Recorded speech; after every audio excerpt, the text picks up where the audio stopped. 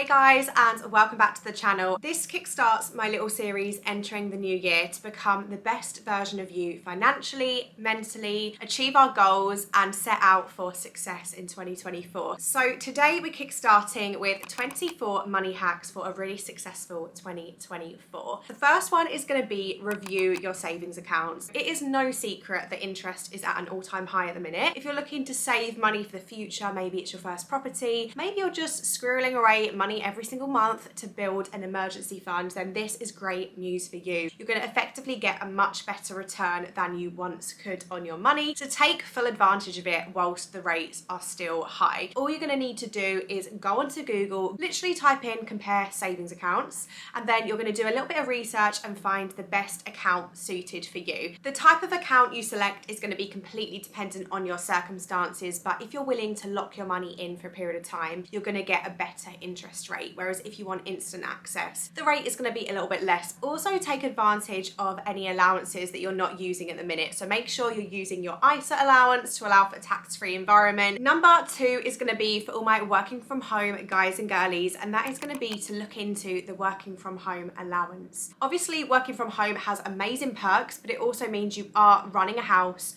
all the time, which does incur extra costs. So the government have seen this, and there is now a working from home allowance of up to £6 a week. It doesn't seem like a lot of money, but everything adds up. As Tesco says, every little helps. It really does. I'm definitely guilty of looking at something like this and thinking, oh, it's only £6, I can't be bothered, but it will only take you 10-20 minutes to go online, do a little bit of research and apply for this. And it's extra money that you did not have before, so you can literally put that straight into your savings, out of sight, out of mind, and allow it to build up over a period of time. Number 3 is going to be reviewing your progress at work. So our main source of income is normally from our job, and this is going to have a massive limit on where you're going to get to this year, if you're going to be able to hit your savings goals and the direction your life is going to go in. So I really think it's important to channel quite a lot of energy into the ways we make our money. And if you are someone that is employed and you're looking to stay that way, then really start looking at your current job role and if there's anything you can do to improve and progress. It could be things like doing exams. A lot of employers now will fund the exams to help you progress, because ultimately it helps their business too. So definitely have that discussion with your employer to see if there's anything you can do in your current job role, if it's a course, if it's an exam, if it's extra responsibilities you can take on. Sometimes we don't want to do these things because we don't get instant gratification, we don't get an instant reward for this, but it's all going to help add your skill set and build you, which can be transferred into a new role later down the line if it doesn't improve your current working situation. So I always think it's great to be constantly doing something at work. If that's learning, if that's exams, you never want to stay stagnant. You always want to be developing and progressing in some way. Even if that's just mastering what you're currently doing and getting better and fine-tuning the way you do your work, because the better you become, the more desirable you're going to be later down the line. Number 4, review any subscriptions you currently have. I'm talking things like Netflix, anything you may have on your phone. Is there anything you're paying out for which you do not use? If a couple of months have gone by and you're not using it, it might be time to say goodbye, and we're entering 2024 with a clean slate and without all of our subscriptions. They might only be £8, £10, but it all adds up throughout the year and the overall amount can be really significant. So by stripping back on things like this, we are going to see benefits in terms of our savings, which leads me on to my next point, number 5, and that is going to be to review your bills. Just because it's a bill, it doesn't mean we're getting the most cost competitive rate. There are comparison websites out there for things like electricity, for your gas. You can review your internet, your phone contracts, when it comes to renewing them, your insurance policies, and just make sure you're taking full advantage of getting the best deal for your money. It's so easy to let things roll on and carry on because we don't want to take the time out. I am so guilty of that, but it's such a great way of saving money, and all these small things will really add up throughout the year. Number 6 is going to be to avoid interest on credit cards. There are so many options out there to have 0% on your credit cards for a period of time, so ensure that you are on track and you're really staying on top of these things. Having a spreadsheet is a great way of doing this, just simply having a column for provider it's with, the balance outstanding, and when the interest kicks in, so that you can make sure you never get to that period. You can often consolidate all of your credit cards as well onto one, which just makes things a lot easier to manage. Number 7, switch your current account. It's something you can do every year or two and get that money bonus just for simply taking 10 minutes out to switch your account. It's super straightforward and easy. You can go onto Google and have a look at the best rates currently available, and it's a really easy way of often getting £100, £200, even £250 just for switching who you're with. Number 8, utilize cashback. A majority of us now are shopping online, and it's such an easy way of getting free money for shopping. There are websites like Top Cashback, Go Cashback, where you can sign up, you shop through their website, and you get a percentage back of what you spent. It could be anywhere from 1%, sometimes even 10%, and it will all add up throughout the year. And then you have a nice sum of money which you can draw out. You can use it to spend on other things, maybe get a voucher. So it's literally free money just for shopping that little bit smarter. Number 9 is quite similar, and that's going to be make use of discount codes. So there's browser extensions out there such as Karma, I think it's called. They used to be called ShopTagger, where they will literally scan the whole web for you and find the best discount code available for that website. Or you can simply go onto Google, have a little look around. Instead of just pressing checkout, make sure you're getting as much money off as you can. It's just a no-brainer for me. Why would you spend more when you don't need to? Number 10 is a good one, and I really like this because it kind of changes the way you shop, and this is going to be the 30-day rule. So when it comes to buying something, and I'm not talking essentials and things you need, I'm talking more a coat that you've been eyeing up for a while, a different makeup product that you don't actually need, apply the 30-day rule. Effectively, all it means is you find that item and you wait 30 days. If at the end of the 30 days you are still adamant that you want it, you go treat yourself, but it's allowed you time to process it. You haven't just gone shopping on a whim and just bought something randomly because you saw it, because this always basically results in just kind of impulse shopping and spending that we didn't account for. Whereas if you have this 30-day window, you're only going to buy things that you actually need and want, and it gives you time to budget for it as well. Number 11, use loyalty cards. Most companies out there now have loyalty cards where you can get points for just swiping the card. And again, this is something I need to get better at. I'm so useless when it comes to stuff like this, but it's such an easy thing to do to get money back. It could be when you get your nails done, you have a little loyalty card and you make sure you actually remember it. Hazel, reminding myself, because then you're going to get money off for something that you normally buy anyway. It's a win-win, it's a no-brainer to me, and it just makes sense. Number 12, shop around.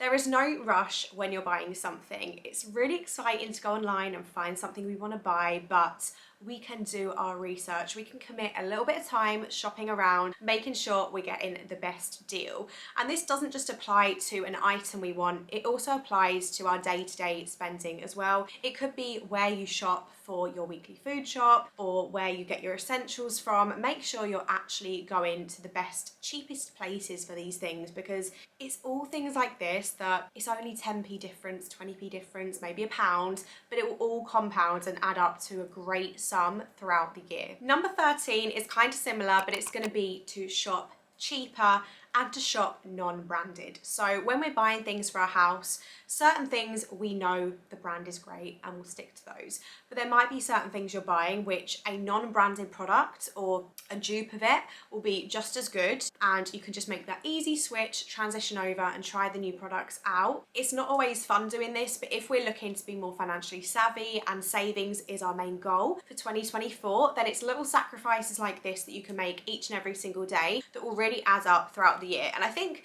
that's a big message that I want to get across in this video. All of these things are small. They're not a get rich quick overnight sort of thing, because it's not always realistic to do that in many cases, but they're all small lifestyle changes that we can make that do really have a great impact in the space of 12 months. And at the end of the year, when you kind of have a look at your finances and you review everything, you will just be shocked at how much money you save just by making these incy-wincy tiny little tweaks to your lifestyle. Number 14 is declutter and sell on. This has two great benefits. The first one, of course, is that your home is going to be clutter-free, which I really think helps to have a clear mind, but it's also going to help you to generate that extra cash as well. So get hunting through your wardrobe, have a little look, declutter for the new year. It's going to make you feel good. You can chuck the stuff up on Vinted and get some cash back for items that you're no longer going to use. It can be hard to let go of things, but I try and ask myself, have I worn this in the last 6 months? Do I think I'm going to wear this in the next 6 months? And is there multiple ways I'm going to wear this item? Another thing I do is I kind of say to myself, do I have something similar to this that I always gravitate towards? And if so, I can probably get rid of this version because I don't need 20 of the same shade of coat, for example. Probably no one does that, but I do. Number 15, night in versus night out. And this is going to be something that I guess changes your lifestyle and the way you interact with your friends, but I think it's really important to have those discussions when it comes to saving so that everyone around you knows what you're aiming to achieve and what you're looking to strive for in 2024, and just making small changes to the way you socialise to really help you on your savings goal. It might be that instead of going on a wild night out and spending £100, you invite all your girls round and you each buy a bottle and you make something nice and you have a really cute evening in. It can be just as fun, sometimes even better, because you're actually in control of the music that's being played and all that stuff. But these small changes will really help dramatically. Which leads me on to point 16, set expectations. So it's really key for your loved ones and the people that you associate with to be supportive of you on your financial journey for 2024. You don't want to be feeling pressured into going out and spending money that you did not plan for. Obviously, we don't want to be boring around here, and that's why we can be sensible and we can budget. You can still have nights out, you can still go out for nice meals and shopping dates and all that stuff, but sometimes we have to put a limit on these things and kind of just figure out our finances and work out how much we can actually afford to do that without it impacting what we're aiming for. Your friends really need to kind of be on track with that and be supportive of that. And by finding fun alternatives like the nights in or just cute little dates you can have with them on a budget is really gonna help you out. So I think it's key to have a supportive circle around us. And if people are not being supportive, it's kind of time to question why not. Number 17 is gonna be avoiding peak times. If you're looking to book a holiday, then it's definitely key to have a look at your diary and see when the peak times fall. It could be kids' holidays. Weekends are often so much more expensive to travel than if you're traveling in the week. Often booking last minute can be a lot more cost effective, or booking way in advance can also help you with discounts as well. So it's not to say you can't go away and have fun outings, it's just being smart with them and trying to do these things on off-peak times. Number 18, which is something that has saved me time and time again when saving money, is food prepping. It is so easy to order in lunch, order dinners, or to go out and buy lunch when you are working, when you're in an office job. We can spend so much money on buying food, especially if we're buying it from somewhere that's pre-made, you know, like buying a lunch out or salad or something like that. Food prepping on a Sunday, it does not take much time. I think there's probably a really bad misconception that food prepping is this big, huge task and it's going to take you all day. You can literally food prep for the entire week in half an hour. You really can. And it's going to save you money. It's going to help you if you're on a fitness journey, which is also going to be great. It helps you get your nutrition in and things like that. But it's just such a great way of making every single meal so much more affordable. This, I think, is a huge way people burn their money, especially if they're in an office job. So get food prepping. There's no excuse. You probably spend more time walking to the shops, buying your lunch, than you would if you just food prepped on a Sunday. Number 19, budgeting. You're going to need to have a thorough review of your finances for 2024. You're going to be looking at the money that comes in each month, the money that leaves your account each month, and figuring out why that is. Is there things you can change that you spend currently, like the subscriptions I said, and if you can cancel anything or reduce any of your outgoings? You really need to have a handle on what money is coming in and what is coming out, and figuring out exactly what you can spend and what you can save, because this is really going to help you to actually understand how to reach that goal. Which leads me on to number 20, having a plan.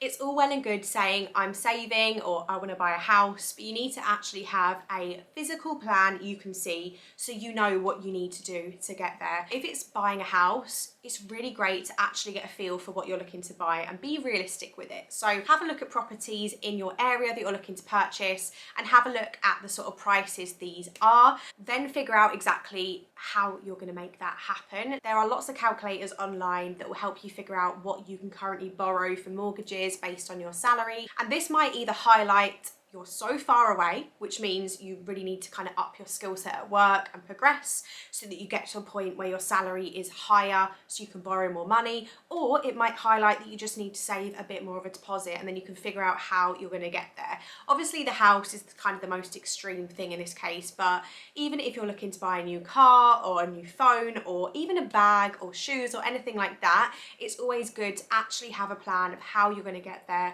what you need to save each week, each month, to achieve your goal, and then you can plan to set that money aside and actually budget for these things. Number 21, open multiple accounts. This is such a great way if you are really on your financial savvy journey in 2024 and you are saving, to have everything split out. You want your savings and your spending money to be completely separate. They should not be in the same account. It's such an easy way of just dipping in and out of money and just spending things you shouldn't be spending. I personally love to have my current account, which is for all my bills and a small amount of spending money. So I only really have about £200 in my current account after bills each month, because once that £200 is spent, I then know, right, you're spending some money this month, girl, like calm it down a little bit.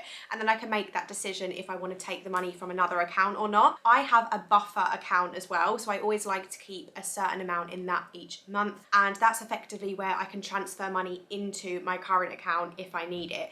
But this stops me ever touching my savings. So always having a current account, a buffer account, and then your savings, and the savings are ultimately the very last account you would ever want to touch. You could also have an emergency savings account as well for things like your car, if anything went wrong with your house, so that you're touching that before you're touching your savings, which you're setting aside for a specific purpose. Number 22, create a staple wardrobe. This is such an easy way of not overspending. Having key wardrobe essentials that you know you can rewear time and time again, and it's definitely something that I've been looking to do within the last year or so, just kind of building more of a capsule wardrobe. When I buy an item, I really ask myself, can I wear this multiple ways? Am I going to wear this more than once? And it really helps me to not overspend and buy random things that I just do not need. So yeah, there are so many people online that do great videos on what a capsule wardrobe is, so definitely check those out. Maybe it's something I can do in the future, but I think a capsule wardrobe is essential. Number 23 is quite similar, but that's going to be to buy key pieces and don't be afraid to spend money on quality. I'm not necessarily saying go and buy a designer handbag or buy a designer dress or anything like that, but don't be afraid to spend that little bit extra money to buy something that's going to last you a long time, because if you buy cheap, you often buy twice, as they say. That's also not to say you can't buy cheap. I love Primark. I love all my high street stores. I live for them. But certain pieces that you know are going to be staples for a really long time, like a plain black blazer, for example, or a long line coat, you're better off spending, say, £70–80 on one of these that's going to be premium, great quality, than cheaping it out and buying from Shein and it's probably going to last 5 minutes. Again, Shein can be good sometimes, but you get the gist. And number 24 is going to be a slight lifestyle change, and that's going to be to make cutbacks. So things like using the train, using the tube instead of an Uber. When we go into London, as nice as getting an Uber is, we need to be a little bit less bougie, cut it back a little bit and get the tube from time to time, because these things are going to still enable you to live your life, have the fun memories, go and do whatever you want to do, but without spending crazy amounts doing so. And I think that's such a key message throughout this video, that you don't have to stop your lifestyle. You can still have fun, you can still go out and make all the memories, which is so important. Life is not all about saving and not making memories, because we're only here once in this form and we want to take full advantage of the memories we can make too. But I think it's just about kind of making some sacrifices for your future self to get to where you want to get to, and also enjoying yourself in the process just by making little tweaks here and there. That's basically all you need to do, little tweaks. So I really hope you guys enjoyed this video. I really hope you find it helpful and maybe you took something out of this that you can do for 2024 for success. My next video is going to be 24 habits for 2024. So yeah, I'm going to film that shortly for you guys, but thank you for watching. I can't wait to join you on another year on this channel in 2024. Subscribe if you haven't already, and I'll see you soon. Bye guys.